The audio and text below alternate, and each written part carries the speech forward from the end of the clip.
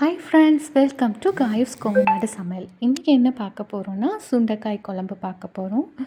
வாங்க பார்க்கலாம். ஃபஸ்ட்டு சுண்டைக்காயை நல்லா வாஷ் பண்ணிக்கோங்க. வாஷ் பண்ணிவிட்டு தட்டி எடுத்துக்கலாம். இந்த மாதிரி பேட்சாக நான் தட்டி எடுத்துக்கிறேன். கொஞ்சம் கொஞ்சமாக தட்டி எடுத்துக்கலாம். தட்டி எடுத்துகிட்டு நல்ல தண்ணியில் போட்டு ஒரு அலாசிக்கலாம். இப்போ நான் நல்ல தண்ணியில் அதை க்ளீன் பண்ணிவிட்டு இனி சமைக்கலாம். ஓகே, இப்போ நம்ம ஒரு கடாய் வச்சுக்கலாம். கடாயில் நல்லெண்ணெய் ஆட் பண்ணிக்கோங்க. நல்லெண்ணெய், கடலெண்ணெய் ரெண்டும் சேர்த்து ஆட் பண்ணிக்கலாம். அதுக்கப்புறம் கடுகு, ஜீரகம், வெந்தயம் இது மூணும் ஆட் பண்ணிக்கலாம்.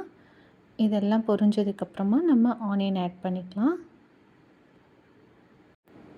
இப்போ நம்ம கடுகு, ஜீரகம், வெந்தயம் எல்லாமே பொரிஞ்சிருச்சு. இப்போ நம்ம ஆனியன் ஆட் பண்ணிக்கலாம். சின்ன வெங்காயம் ஆட் பண்ணிங்கன்னா ரொம்ப நல்லாயிருக்கும். ஸோ சின்ன வெங்காயம், பூண்டு, கருவேப்பிலை இது மூணும் நான் ஆட் பண்ணுறேன். இப்போ இது எல்லாத்தையுமே ஆட் பண்ணிவிட்டு நல்லா சிம்மில் வச்சுட்டு நல்லா வதக்கிக்கோங்க. எங்களோட மண்பாத்திரம் ரொம்ப லேசாக இருக்குது. ஸோ கொஞ்சம் கேர்ஃபுல்லாக வதக்கணும், இல்லாட்டி அடி பிடிச்சிரும். சிம்மில் வச்சே தான் நாங்கள் வதக்கிட்டுருக்கோம். இப்போ நம்ம சுண்டைக்காயும் ஆட் பண்ணிக்கலாம். சுண்டைக்காயும் ஆட் பண்ணிவிட்டு நல்லா வதக்கிக்கலாம். சிம்மில் வச்சே வதக்கிக்கலாம். ஸோ அம்மா தான் அதை செஞ்சிட்ருக்காங்க. இந்த சுண்டைக்காய் நல்லா பொரிஞ்சதுக்கப்புறம் மசாலா தூளெல்லாம் ஆட் பண்ணிவிட்டு நம்ம புளி தண்ணி ஆட் பண்ணிக்க போகிறோம். இப்போ பாருங்கள், நல்லா சுண்டைக்காய் வதக்கிட்டுருக்கோம். நல்லா வதங்குது பாருங்கள். நல்லா பொரியணும். பாருங்கள், கலர் கொஞ்சம் சேஞ்ச் ஆகிருக்கு.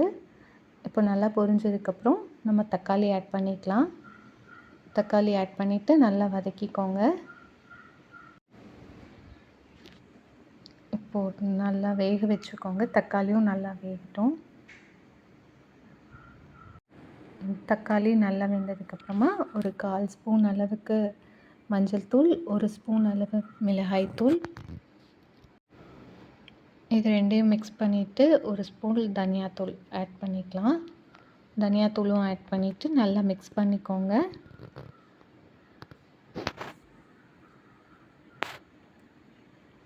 அதுக்கப்புறம் தேவையான அளவு சால்ட்டு, காய்க்கு தேவையான அளவு சால்ட் ஆட் பண்ணிக்கோங்க. அதுக்கப்புறம் புளி தண்ணி ஆட் பண்ணிவிட்டு நல்லா வேக வச்சுக்கலாம். காய் நல்லா வேகட்டும், பச்சை வாசமும் போகணும். வேகிற வரைக்கும் வெயிட் பண்ணுங்கள். இது ரைஸ்க்கு, தோசைக்கு, இட்லிக்கு எல்லாத்துக்குமே நல்லா மேட்ச் ஆகும். ஸோ புளி தண்ணி ஊற்றியாச்சு. புளி தண்ணி ஊற்றிட்டு நல்லா வதக்கிக்கலாம். நம்மளோட குழம்பு ரெடி ஆகிட்டே இருக்குது.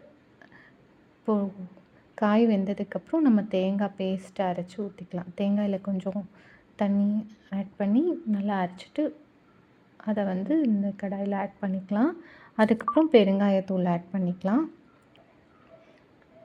பெருங்காயத்தூளும் ஆட் பண்ணிக்கோங்க. இப்போ மிக்சிலேயே கொஞ்சமாக தண்ணி ஆட் பண்ணி அந்த தண்ணியும் இந்த குழம்புல ஆட் பண்ணிக்கோங்க.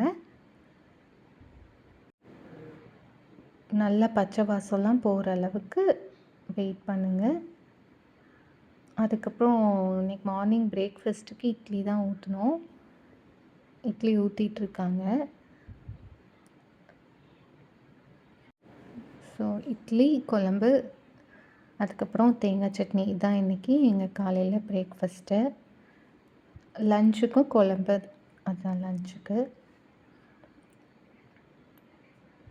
இட்லி கடாய் எனக்கு சரளாமா வாங்கி கொடுத்தாங்க. தேங்க்யூ சரளாமா, ரொம்ப தேங்க்ஸ். ரொம்ப யூஸ்ஃபுல்லாக இருக்குது. தேங்க்யூ. சரளாமா வேறு யாரும் இல்லை, ஃபேமிலி ட்ராவலர் அதில் வர சேனலில் வர ஸ்வேதாக்காவும் அவங்க அம்மாவும் தான் எனக்கு ஆனிவர்சரிக்கு கிஃப்டாக கொடுத்தாங்க. ரொம்ப தேங்க்யூ அம்மா. எல்லா இதுக்கும் நீங்கள் சப்போர்ட் பண்ணுறீங்க. என்னோடய சாரீஸ்க்கும் சப்போர்ட் பண்ணுறீங்க, யூடியூப்க்கும் சப்போர்ட் பண்ணுறீங்க. ரொம்ப தேங்க்யூ. இப்போ பாப்பாவும் அம்மாவும் இட்லி ஊற்றிட்டுருக்காங்க. காலையில் வீட்டில் பூ பூத்திருந்தது. ஸோ உடனே போய் பாப்பா அதை பூவை கிட்ட நின்று ஃபோட்டோ எடுத்துக்கிட்டா. சரி வாங்க, இட்லி வெந்துருச்சான்னு போய் பார்க்கலாம். நம்மளோட இட்லி ரெடி. ஓகே. இந்த வீடியோ உங்களுக்கு பிடிச்சதுன்னா லைக் பண்ணுங்கள், ஷேர் பண்ணுங்கள், சப்ஸ்கிரைப் பண்ணுங்கள். தேங்க்ஸ் ஃபார் வாட்சிங். இந்த குழம்பு எப்படி இருந்ததுன்னு கமெண்ட் பாக்ஸில் கமெண்ட் பண்ணுங்கள்.